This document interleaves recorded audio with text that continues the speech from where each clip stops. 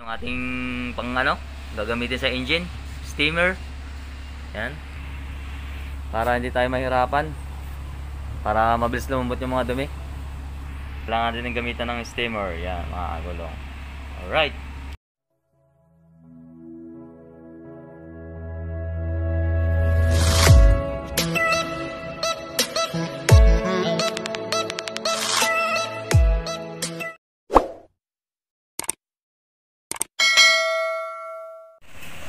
Ayan na nga po mga kagulong, kung nakikita nyo po yung ating gagawin ngayon, yung engine bay. Ayan, napakadumi po, ang kapal ng alikabok, hindi na makikita sa kanyang mga body. Ayan, sulit po yan mga kagulong. Ano pa nga ito mga kagulong, Montero Sport yung ating gagawin, 2009 model. At sa 12 years na po, ngayon lang po malilinis yung kanyang engine bay. Ayan, tingnan nyo po, ang kapal ng langis. Ayan, naipon-ipon na po mga kagulong. Yan yung kanyang hood, ang kapal din po ng dumi. Yun, ang kanyang insulator medyo nababakbak na sa tagal na, at sa init na rin po yan mga kagulong. Kaya dapat maingat tayo sa pagbuga natin ng tubig, baka makabakbak. At tatanggalin na rin po natin yung cover ng kanyang takip sa makina para malinis po yung kanyang ilalim, at sigurado makapal din po yung langis dyan mga kagulong. Alright,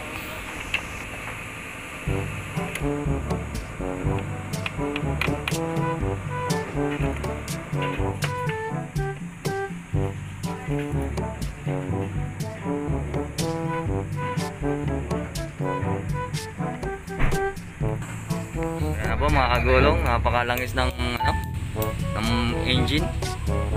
Ang gagawin po natin dito ay engine detail mga kagulong. Yan, nakikita nyo, makapal yung alikabok. Yan, kahit saan sulok. Yan, ang kapal ng langis. Yun, ayan, may tagas yata kaya ganyan eh. Yan, kapal. Yan, i-detail po natin ito mga kagulong. Saka pa ditong air cleaner, babakasin din natin para malinis ng mabuti ng ilalim niya.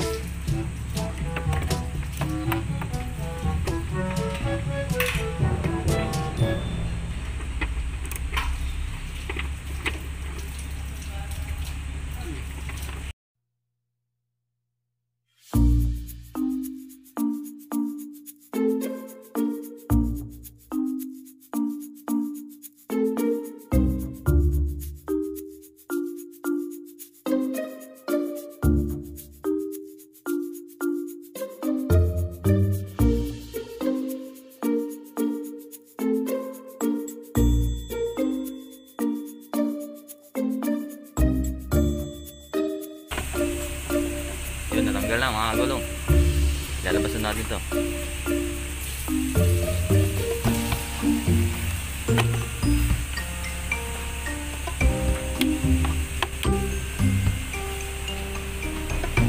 Mahirap tanggalin eh, no? Mahirap tanggalin yung clip niya eh. Ito madali lang eh.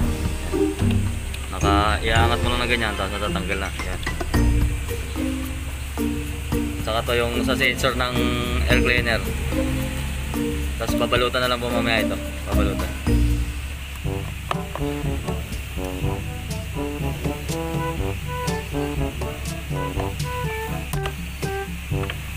Yun, nakugot din. Ito yung susunod natin, ilalabas natin mga kagulong.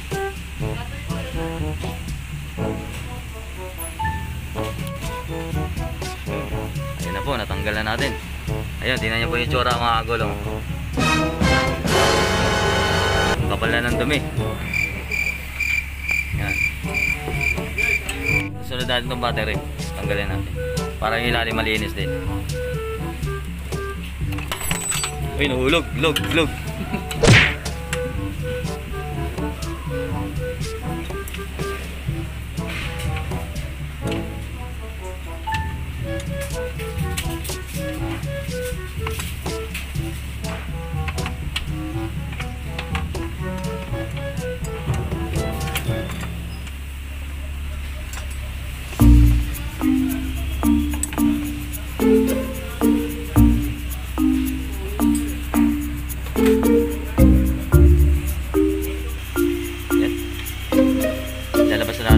battery mga kagulong.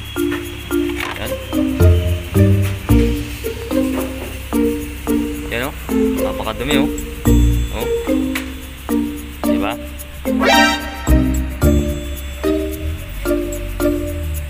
Ito yung kapal na lang isda o. Saka dito. Kaya kailangan talaga yung engine detail eh, para malinis ng malinis todo. So ayan po itsura ng ating engine. Yan po yung before. Yan. Disaster engine. Engine detailing. Yan po. Papakita po namin mamaya yung after. Yan pala po yung before. Yan.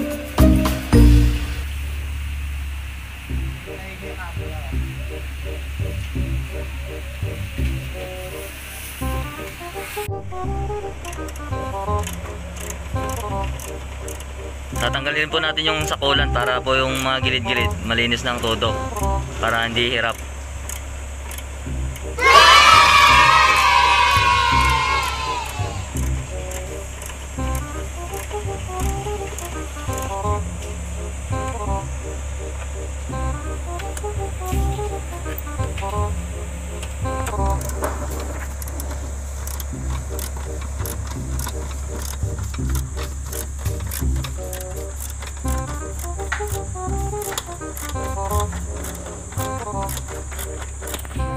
Tinakpan po natin itong air intake para po hindi pasukin ng tubig.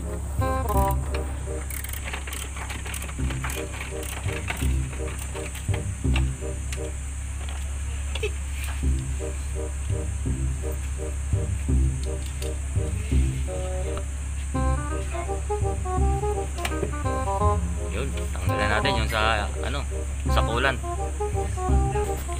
Oo.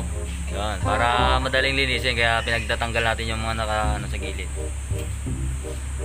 Pero siyempre ibabalik din po natin ng tama yan para walang magiging problema. Alright.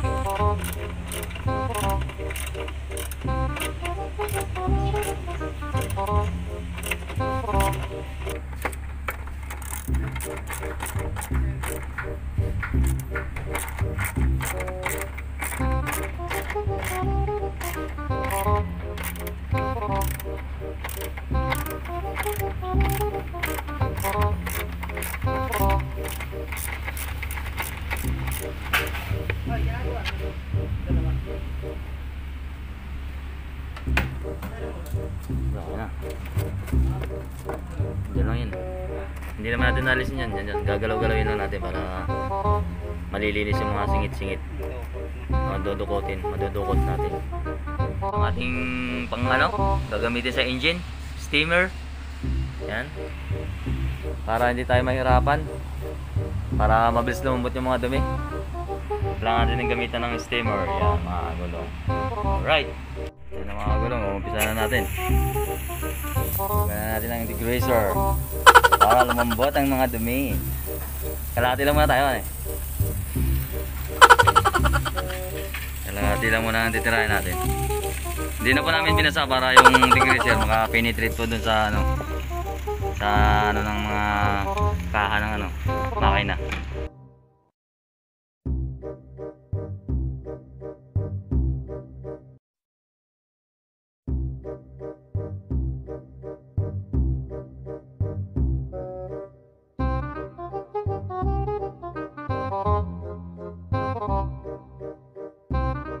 Kung napapansin nyo po, kusang naluluso yung mga dumi, mga nakakapit na mga langis-langis, ganyan. Nag-iiba yung kulay ng greaser. Kumbaga pinapalambot niya yung mga nakakapit na mancha.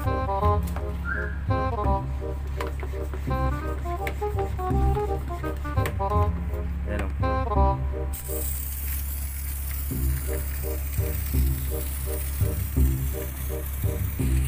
Pagkatapos mo nating ibabad ng mga 2 minutes, saka natin i-steam para po maganda. Para siguradong kumapit na po yung degreaser doon sa mga bakal, saka yun sa mga itim plastic na mga